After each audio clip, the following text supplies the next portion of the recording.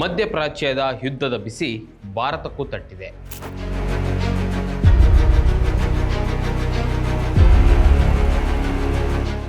ಒಂದು ಕಡೆ LPG ಸಿಗ್ತಿಲ್ಲ, ಇನ್ನೊಂದು ಕಡೆ ಭಾರತದ ಬಾಸ್ಮತಿ ಅಕ್ಕಿ ರಫ್ತಾಗ್ತಿಲ್ಲ.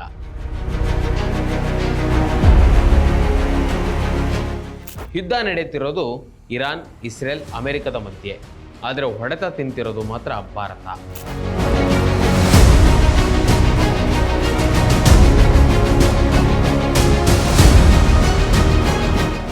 ಪ್ರಧಾನಿ ನರೇಂದ್ರ ಮೋದಿ ಅವರು ಈಗ ಎಲ್ಲಿದ್ದಾರೆ? ವೀಕ್ಷಕರೇ ನಮಸ್ಕಾರ, ಈ ದಿನ .comಗೆ ಸ್ವಾಗತ. ನಾನು ಮನೋಜ್. ಮಧ್ಯಪ್ರಾಚ್ಯದಲ್ಲಿನ ಯುದ್ಧ ದಿನದಿಂದ ದಿನಕ್ಕೆ ಹೆಚ್ಚಾಗ್ತಿದೆ. ಈ ಯುದ್ಧದ ಭೀತಿ ಇಡೀ ಜಗತ್ತಿಗೆ ತಟ್ಟಿದೆ. ಅದರಲ್ಲೂ ಭಾರತಕ್ಕೆ ಇದರ ಬಿಸಿ ಬಹಳ ದೊಡ್ಡ ಮಟ್ಟದಲ್ಲೇ ತಟ್ಟಿದೆ ಅಂತಲೇ ಹೇಳ್ಬೋದು. ಇನ್ನು ಭಾರತದಲ್ಲಿ ಇತ್ತೀಚಿನ ಬೆಳವಣಿಗೆಗಳನ್ನು ನೀವೆಲ್ಲ ಗಮನಿಸಿದರೆ ತಿಳಿಯುತ್ತದೆ. ಆಟೋ ಗ್ಯಾಸ್ ಸಿಗ್ತಿಲ್ಲ, ಸಿಕ್ಕರೂ ದುಬಾರಿ ಬೆಲೆಗೆ ಬಂಕ್ಗಳು ಮಾರಾಟ ಮಾಡ್ತಿವೆ. ಇನ್ನೊಂದು ಕಡೆ ಕಮರ್ಷಿಯಲ್ ಸಿಲಿಂಡರ್ ಸಿಗದೆ ಹೋಟೆಲ್ಗಳು ಮುಚ್ಚುವ ಪರಿಸ್ಥಿತಿ ನಿರ್ಮಾಣವಾಗ್ತಿವೆ. ಇನ್ನೊಂದು ಕಡೆ ಭಾರತದಿಂದ ರಫ್ತಾಗುವ ಬಾಸ್ಮತಿ ಅಕ್ಕಿಗೂ ಸಹ ದೊಡ್ಡ ಹೊಡೆತ ಬಿದ್ದಿದೆ.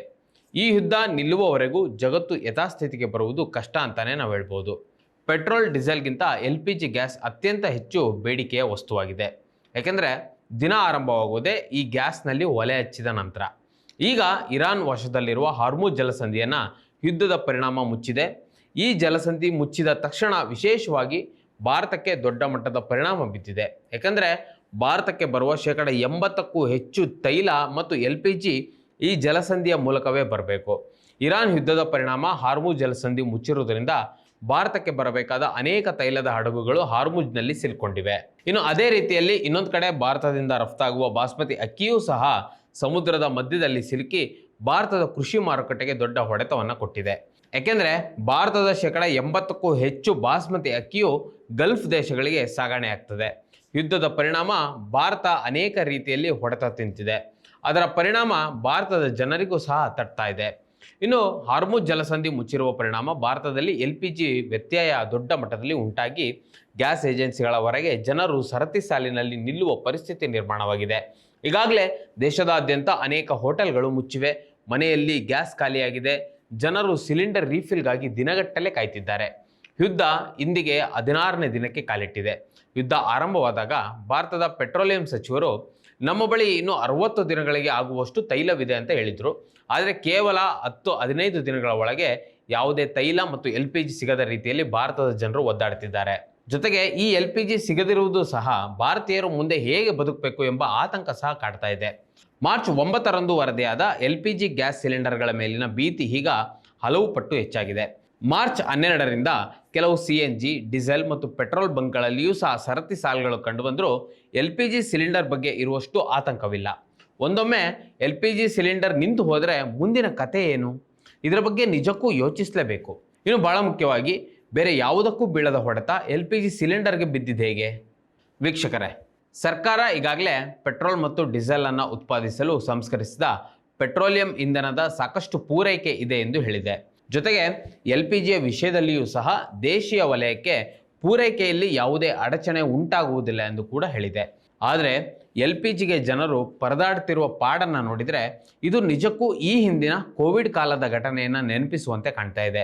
ಈಗಾಗಲೇ ಕಾಳಸಂತೆಯಲ್ಲಿ LPG ರೀಫಿಲ್ಗಳ ಬೆಲೆ ಏರಿಕೆಯಾಗಿದೆ. ಕಾಳಸಂತೆಯಲ್ಲಿ LPG ಮಾರಾಟವಾಗ್ತಿದೆ ಎಂಬ ಗುಮಾನಿ ಸಹ ದೊಡ್ಡ ಮಟ್ಟದಲ್ಲಿ ಕೇಳಿಬರ್ತಾ ಇದೆ. ಇನ್ನು ಇತ್ತೀಚಿನ ಪೆಟ್ರೋಲಿಯಂ ಸಚಿವಾಲಯದ ಮಾಹಿತಿ ಪ್ರಕಾರ ಭಾರತವು ಪ್ರತಿ ವರ್ಷ 31 ಮಿಲಿಯನ್ ಟನ್ಗಳಿಗಿಂತ ಹೆಚ್ಚು LPGಯನ್ನು ಬಳಸ್ತದೆ. ದೇಶೀಯ ಉತ್ಪಾದನೆಯ ಆ ಬೇಡಿಕೆಯ ಅರ್ಧಕ್ಕಿಂತ ಕಡಿಮೆ ಮಾತ್ರ ಭಾರತ ಪೂರೈಸುತ್ತದೆ. ಉಳಿದ ಭಾಗವನ್ನು ಸೌದಿ ಅರೇಬಿಯಾ, ಕತಾರ್, UAE ಮತ್ತು ಕುವೈತ್ನಂತಹ ಗಲ್ಫ್ ದೇಶಗಳಿಂದ ಆಮದು ಮಾಡಿಕೊಳ್ಳಲಾಗ್ತದೆ. ಈ ಇಂಧನವನ್ನು ಸಾಗಿಸುವ ಟ್ಯಾಂಕರ್ಗಳು ಭಾರತವನ್ನು ತಲುಪುವ ಮುನ್ನ ಹಾರ್ಮುಜ್ ಜಲಸಂಧಿಯ ಮೂಲಕ ಹಾದು ಹೋಗಬೇಕು. ಭಾರತದ LPG ಸಾಗಣೆಯ ಬಹುಪಾಲು ಈ ಮಾರ್ಗದ ಮೂಲಕವೇ ಚಲಿಸುತ್ತದೆ. ಇನ್ನು ಮಾಧ್ಯಮಗಳ ವರದಿಗಳ ಪ್ರಕಾರ ಭಾರತಕ್ಕೆ ಬರುವ LPG ಸರಕುಗಳಲ್ಲಿ ಸುಮಾರು 80ಕ್ಕೂ ಹೆಚ್ಚು ಹಾರ್ಮುಜ್ ಜಲಸಂಧಿಯ ಮೂಲಕವೇ ಸಾಗಬೇಕಾಗ್ತದೆ. ಹಾರ್ಮುಜ್ ಜಲಸಂಧಿಯನ್ನು ಇರಾನ್ ಮುಚ್ಚಿರೋದ್ರಿಂದ ಭಾರತಕ್ಕೆ ಬರಬೇಕಾದ LPG ಈಗಾಗಲೇ ನಿಂತೋಗಿದೆ. ಇದರಿಂದ ಮುಂದಿನ ದಿನಗಳಲ್ಲಿ ತೈಲ ಮತ್ತು LPG ಬೆಲೆಗಳು ಏರಿಕೆಯಾಗುವ ಸಾಧ್ಯತೆಯೂ ಕಾಣ್ತಾ ಇದೆ. ಭಾರತೀಯರು ಸಂಕಷ್ಟಕ್ಕೆ ಸಿಲುಕುವ ಪರಿಸ್ಥಿತಿ ನಿರ್ಮಾಣವಾಗಿದೆ. ಇದು ಒಂದು ಕಡೆ ಇರಾನ್ನಿಂದ ಆಮದು ಮಾಡಿಕೊಳ್ಳುತ್ತಿರುವ ವಸ್ತುವಾದರೆ, ಇನ್ನೊಂದು ಕಡೆ ಭಾರತದಿಂದ ಇರಾನ್ಗೆ ಸಪ್ಲೈ ಅಂದರೆ ರಫ್ತು ಮಾಡುತ್ತಿದ್ದ ಬಾಸ್ಮತಿ ಅಕ್ಕಿಯೂ ಸಹ ನಿಂತೋಗಿದೆ. ಯುದ್ಧದ ಪರಿಣಾಮದಿಂದಾಗಿ ಬಾಸ್ಮತಿ ಅಕ್ಕಿಯ ಬೇಡಿಕೆ ಕುಸಿದಿದೆ. ಹಡಗು ಕಂಪನಿಗಳು ಯುದ್ಧ ಅಪಾಯದ ಹಿನ್ನೆಲೆಯಲ್ಲಿ ಹೆಚ್ಚುವರಿ ಸುರಕ್ಷತಾ ಶುಲ್ಕವನ್ನು ವಿಧಿಸಿ ಸಾಗಣೆ ಮಾರ್ಗಗಳನ್ನು ಬದಲಾಯಿಸಿರೋದು ರಫ್ತು ವ್ಯಾಪಾರಕ್ಕೆ ದೊಡ್ಡ ಹೊಡೆತ ಬಿದ್ದಿದೆ.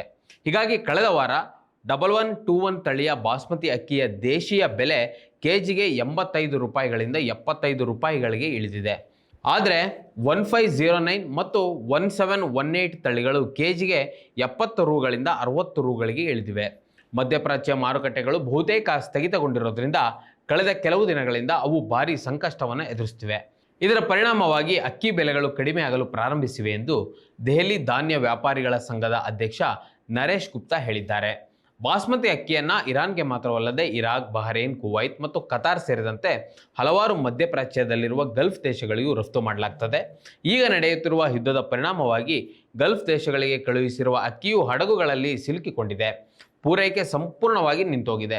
ಹಾಗಾಗಿ ಈಗ ಅಲ್ಲಿನ ಮಧ್ಯಪ್ರಾಚ್ಯ ಮಾರುಕಟ್ಟೆ ಕುಸಿದು ಬಿದ್ದಿದೆ. ಇದರ ಪರಿಣಾಮವನ್ನು ಭಾರತದ ಅಕ್ಕಿ ಬೆಳೆಗಾರರು ಎದುರಿಸುತ್ತಿದ್ದಾರೆ. ಇನ್ನು ಬಾಸ್ಮತಿ ಅಕ್ಕಿಯನ್ನು ಹೆಚ್ಚು ಉತ್ಪಾದಿಸೋದು ಹರಿಯಾಣ, ಪಂಜಾಬ್, ಉತ್ತರ ಪ್ರದೇಶ, ಉತ್ತರಾಖಂಡ, ಜಮ್ಮು ಕಾಶ್ಮೀರ, ಹಿಮಾಚಲ ಪ್ರದೇಶ, ಹೀಗೆ ಇವೆಲ್ಲ ರಾಜ್ಯಗಳು. ಇನ್ನು ಈ ರಾಜ್ಯಗಳಲ್ಲಿ ಇರುವ ಮಾರುಕಟ್ಟೆಗಳಲ್ಲಿ ಕ್ವಿಂಟಾಲ್ಗೆ ಸ್ಟೀಮ್ ಮಾಧ್ಯಮ ದರ್ಜೆಯ ಅಕ್ಕಿ ಸಗಟು ದರ 9,000ದಿಂದ 8,000 ರೂಗೆ ಇಳಿಕೆಯಾದರೆ, ಇನ್ನು ರಾ ರೈಸ್ ಉತ್ತಮ ದರ್ಜೆಗೆ 12,000ದಿಂದ 11,000ಕ್ಕೆ ಇಳಿಕೆಯಾಗಿದೆ. ಅಂದರೆ ಪ್ರತಿ ಕೆಜಿಗೆ 10 ರೂಪಾಯಿನಷ್ಟು ಇಳಿಕೆಯಾಗಿದೆ. ಭಾರತವು ವಿಶ್ವದಲ್ಲಿಯೇ ಪ್ರಮುಖ ಬಾಸ್ಮತಿ ಅಕ್ಕಿ ರಫ್ತುದಾರ ದೇಶ. ವಿಶೇಷವಾಗಿ ಮಧ್ಯಪ್ರಾಚ್ಯ ದೇಶಗಳಿಗೆ ಭಾರತದಿಂದ ದೊಡ್ಡ ಪ್ರಮಾಣದಲ್ಲಿ ಅಕ್ಕಿ ರಫ್ತಾಗ್ತದೆ. ಭಾರತದ ಒಟ್ಟು ಬಾಸ್ಮತಿ ರಫ್ತಿನಲ್ಲಿ 50% ಪಾಲು Iran, Saudi Arabia, Iraq, United Arab Emirates ಮತ್ತು ಯಮನ್ ದೇಶಗಳಿಗೆ ಸೇರಿದೆ. ಈ ಯುದ್ಧದ ಪರಿಣಾಮ ಅಕ್ಕಿಯ ರಫ್ತಿಗೂ ದೊಡ್ಡ ಮಟ್ಟದಲ್ಲಿ ಹೊಡೆತ ಬಿದ್ದಿದೆ. ಒಂದು ಕಡೆ ವಾಣಿಜ್ಯ ಮತ್ತು ಗೃಹ ಬಳಕೆಗೆ ಬೇಕಾಗುವ ಗ್ಯಾಸ್ ಸಿಲಿಂಡರ್ ಸಿಗ್ತಿಲ್ಲ, ಇನ್ನು ಆಟೋ ಸಿಲಿಂಡರ್ ಸಿಗ್ತಾ ಇಲ್ಲ. ಇನ್ನೊಂದು ಕಡೆ ಬಾಸ್ಮತಿ ಅಕ್ಕಿಯ ರಫ್ತಿನಲ್ಲಿ ಉಂಟಾದ ಅಭಾವದಿಂದ ಭಾರತದ ಕೃಷಿ ಮಾರುಕಟ್ಟೆಗೆ ದೊಡ್ಡ ರೀತಿಯಲ್ಲಿ ಪರಿಣಾಮ ಬಿದ್ದಿದೆ. ಅಂದರೆ ಇಸ್ರೇಲ್ ಮತ್ತು ಅಮೆರಿಕ ನಡೆಸಿದ ದಾಳಿ ಮತ್ತು ಇರಾನ್ ನಡೆಸುತ್ತಿರುವ ಪ್ರತಿದಾಳಿಗಳಿಂದ ಇಡೀ ಜಗತ್ತಿನ ಆರ್ಥಿಕತೆಗೆ ಪೆಟ್ಟು ಬಿದ್ದಿದೆ. ವಿಶೇಷವಾಗಿ ತೈಲ ಆಮದು ಮಾಡಿಕೊಳ್ಳುವ ಬಗ್ಗೆ ಭಾರತ ಸರ್ಕಾರ ಏನಾದರೂ ಒಮ್ಮೆ ಮೌನ ವಹಿಸಿದರೆ ಮತ್ತೊಂದು ಕೋವಿಡ್ ರೀತಿಯ ಬಿಕ್ಕಟ್ಟು ಭಾರತದಲ್ಲಿ ಸೃಷ್ಟಿಯಾಗಬಹುದು. ನಮ್ಮ ಪ್ರಧಾನಿಗಳು ಈ ಕೂಡಲೇ ಇದರ ಬಗ್ಗೆ ಗಮನ ಹರಿಸಬೇಕು. ವೀಕ್ಷಕರೇ, ಈ ವಿಡಿಯೋದ ಕುರಿತು ನಿಮಗೆ ಅನ್ನಿಸ್ತು ಕಮೆಂಟ್ ಮಾಡಿ ತಿಳಿಸಿ.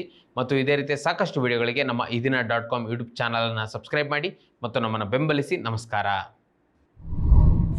ಮತ್ತಷ್ಟು ವಿಶೇಷ ವಿಡಿಯೋಗಳನ್ನು ನೋಡಲು ಮತ್ತು ಹೊಸ ವಿಡಿಯೋಗಳ ಬಗ್ಗೆ ತಿಳಿಯಲು ಇದೀನ.com ಯೂಟ್ಯೂಬ್ ಚಾನೆಲ್ ಸಬ್ಸ್ಕ್ರೈಬ್ ಮಾಡಿ ಮತ್ತು ಬೆಲ್ ಐಕಾನ್ ಕ್ಲಿಕ್ ಮಾಡಿ.